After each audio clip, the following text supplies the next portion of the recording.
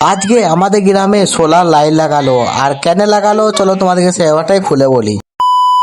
আজকে সকাল সকাল নয়, বিকাল বিকাল চলে এসেছিলাম আমাদের মোড়ের মধ্যে। আর আমাদের মোড়ের মধ্যে দেখি এই গাড়িটা করে এই বরগাছের ডালটাকে ভাঙা হচ্ছে। কেন এই ডালটা ভাঙা হচ্ছে সেটা জিজ্ঞাসা করতেই জানলাম আমাদের গ্রামেও নাকি একটা বড় সোলার লাইট লাগানো হবে, তার জন্য এই ডালটা ভেঙে দিচ্ছে। ভেঙে দিচ্ছিল মানে এই ডালটা এত বড়ই হয়ে গেছিল যে সোলার লাইটটা লাগাতে অসুবিধা হবে, তার জন্য ডালটা ভাঙা হলো। তারপরে দেখি একটা গাড়ি করে নিয়ে চলে এসেছে সোলার লাইটটা।